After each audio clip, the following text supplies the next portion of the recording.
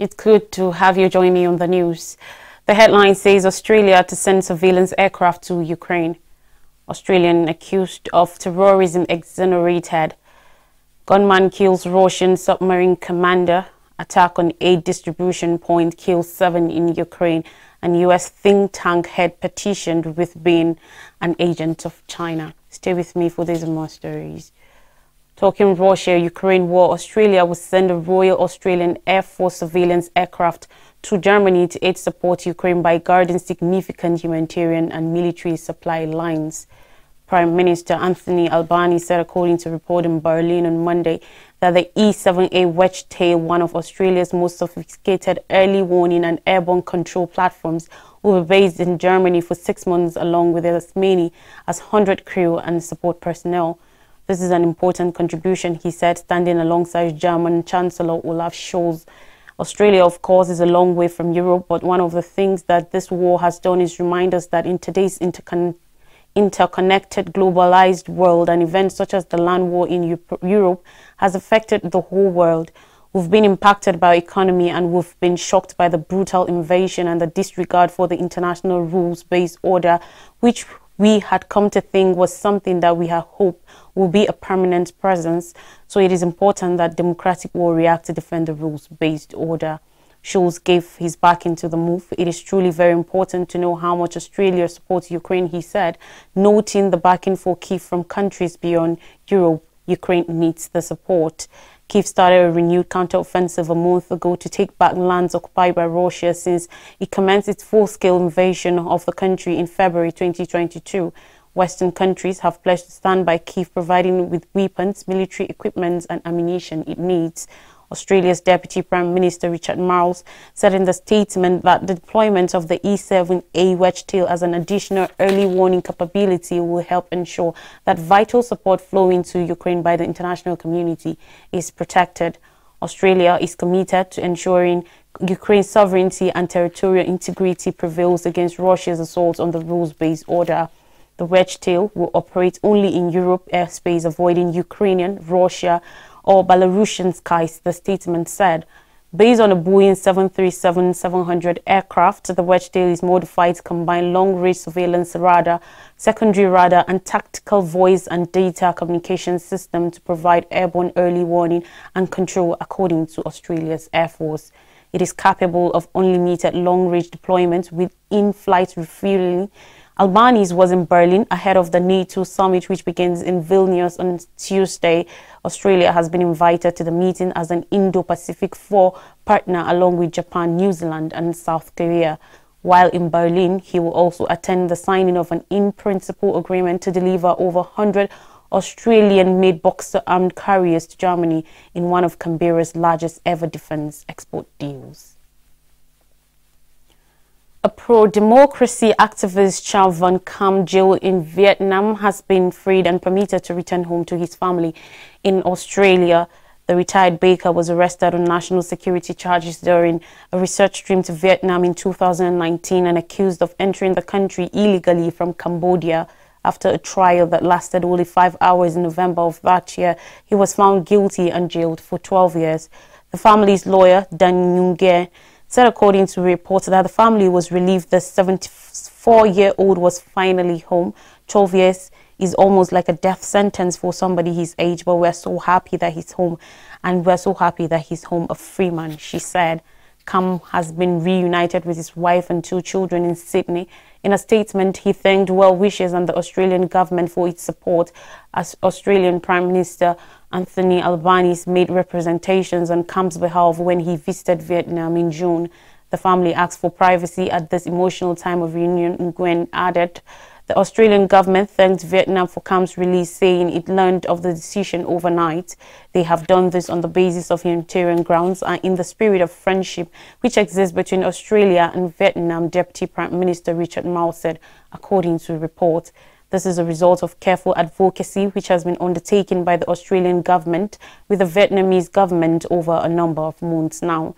Human Rights Watch welcomed Kam's release as fantastic news, noting that his trial had raised serious due process concerns.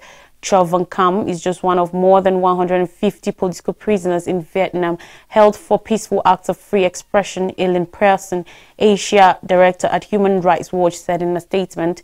The one-party state has no tolerance for anyone who expresses a narrative contrary to the government. Amnesty International said the activist's release was a momentous day. Kam's case was based on his links and activities with the opposition group Viet Thanh, which Hanoi designated a terrorist organization in 2016.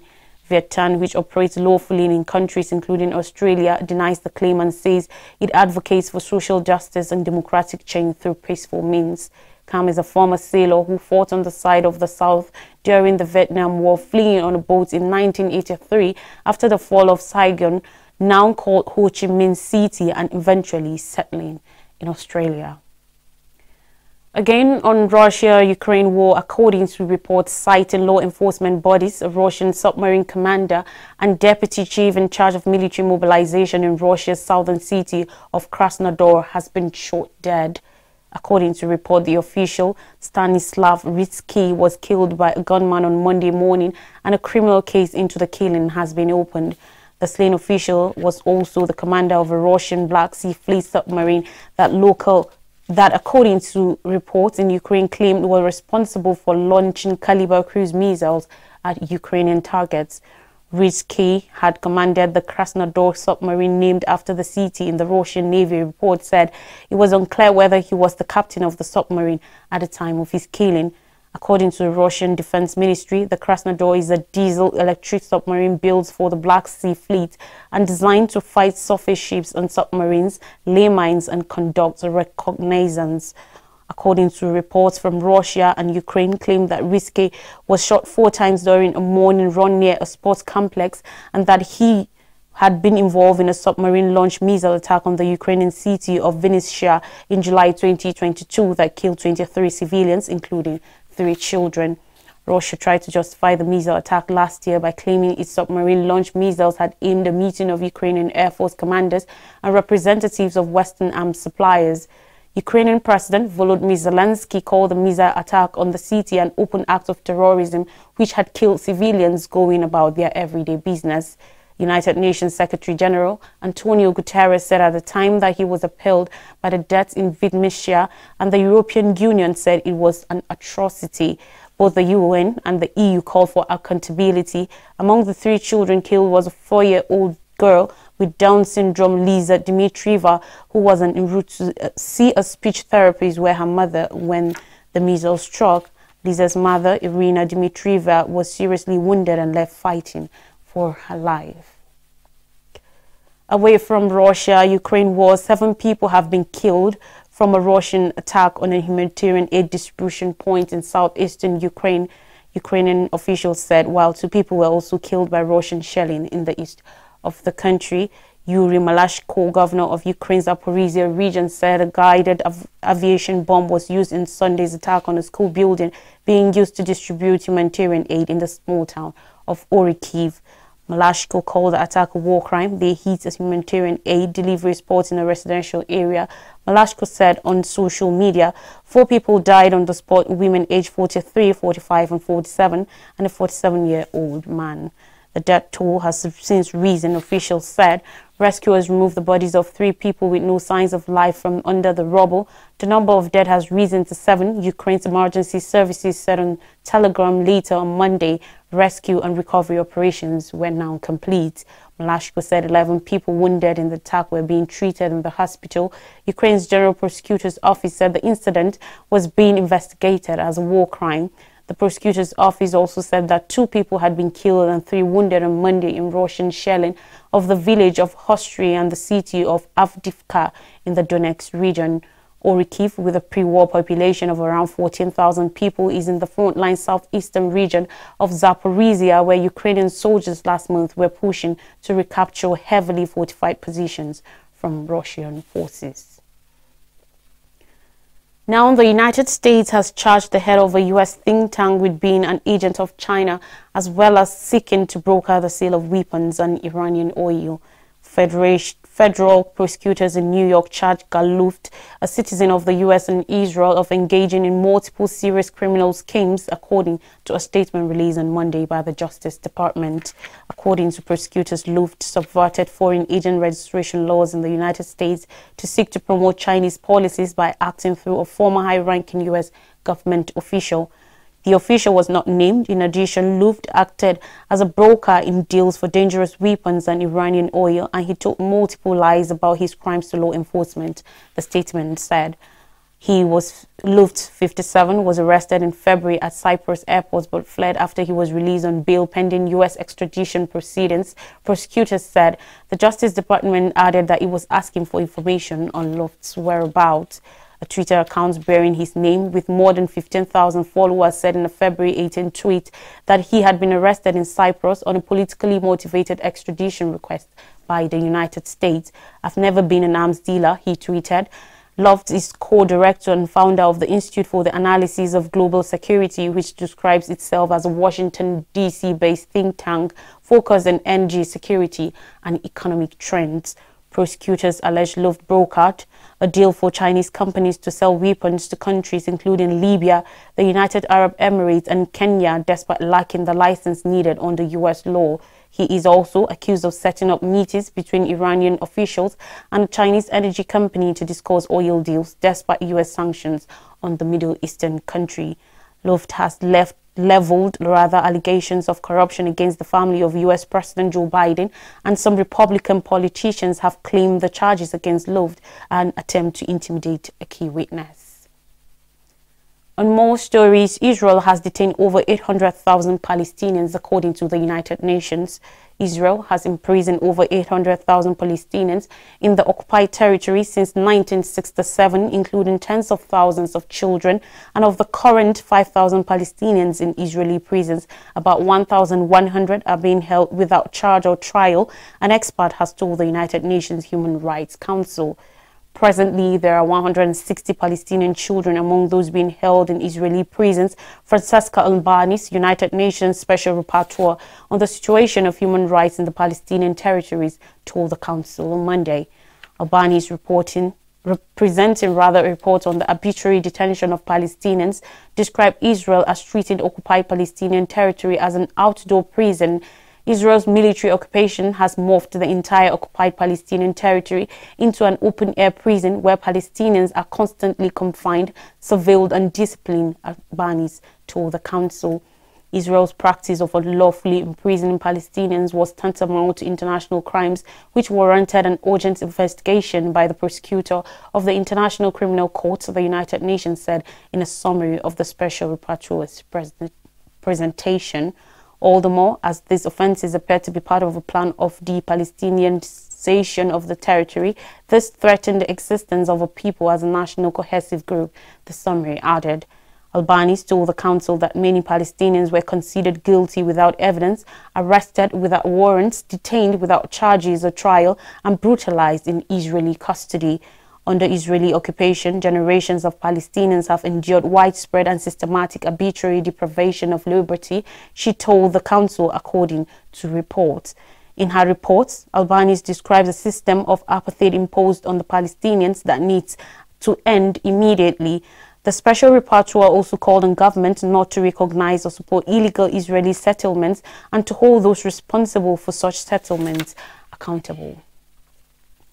Moving now to Africa, CAR leader presents draft constitution. The president of Central African Republic, CAR, Faustin Archange Touadéra, has sent the new constitution draft to the campaign organizers ahead of the referendum at the end of the month.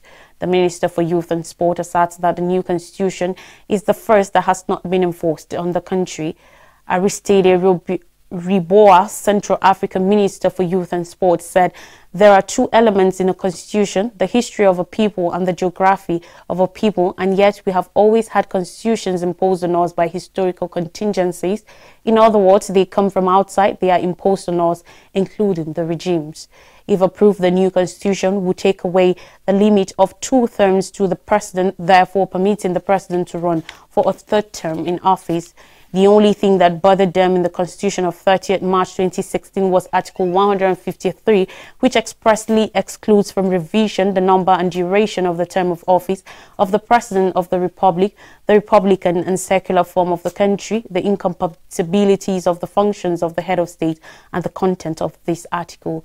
The new constitution will be submitted to referendum on July 30th. Mauritania to Mali returned to the G5 Sahel organization. Mohamed Ould Sheikh El Ghazouani, the president of Mauritania, called for the return of Mali to the G5 Sahel organization. In May last year, Mali left the regional military alliance fighting jihadist groups, citing loss of autonomy and instrumentalization within the organization. The appeal took place in the Mauritanian capital, Nouakchott, on Monday at the opening of the fourth session of the General Assembly of the Sahel Alliance, a platform of 27 bilateral partners and donors set up to mobilize international assist for the development of the region. The junta that has ruled Mali since 2020 has broken with France and its allies, turning to Russia for aid. Mauritania is a vast, mostly desert country with a population of 4.5 million, has not seen any attacks since 2011. Let's take a short break. When we come back, I'll bring you more stories. Stay with us.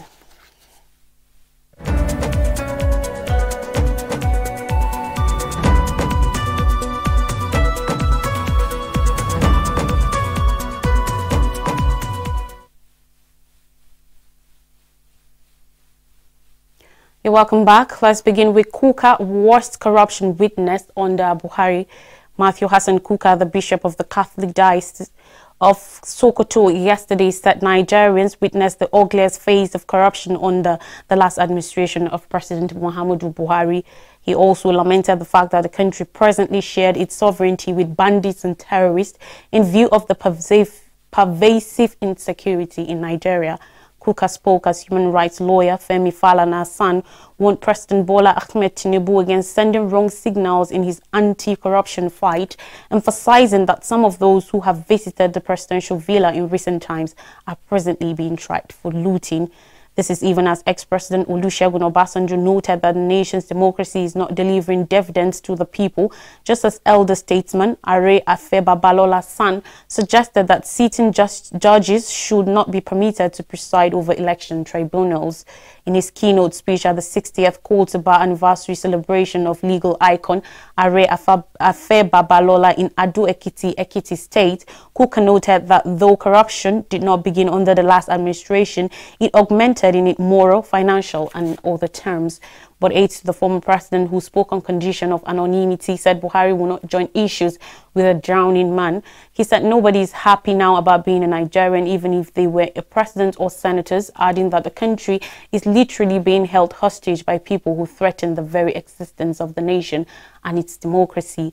Kuka said a lot of Nigerians had lost faith in the judiciary, but noted that he considered the judiciary a victim the same way every other institution in Nigeria was suffering a crisis.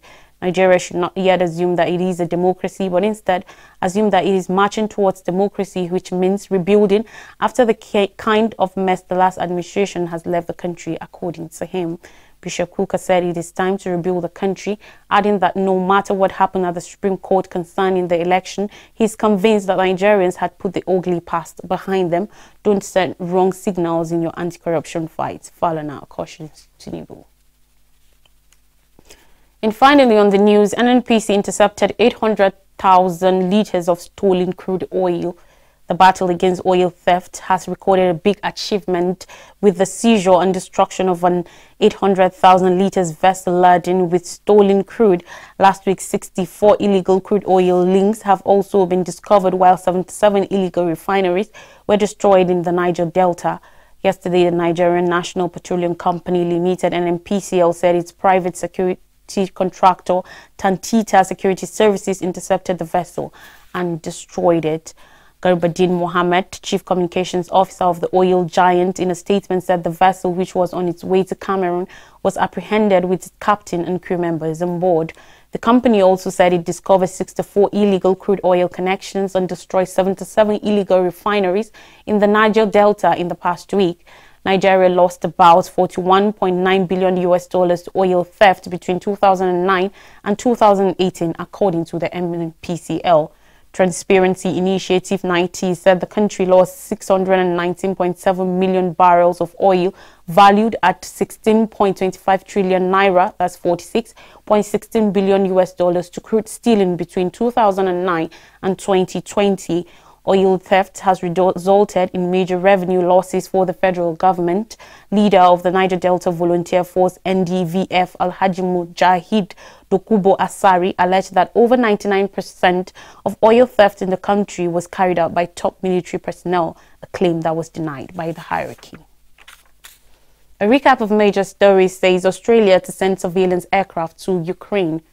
Australian accused of terrorism exonerated. Gunman kills Russian submarine commander. Attack on aid distribution point kills 7 in Ukraine. And U.S. think tank head petitioned with being an agent of China. That's all on the news. Thanks for watching. Have a blessed day.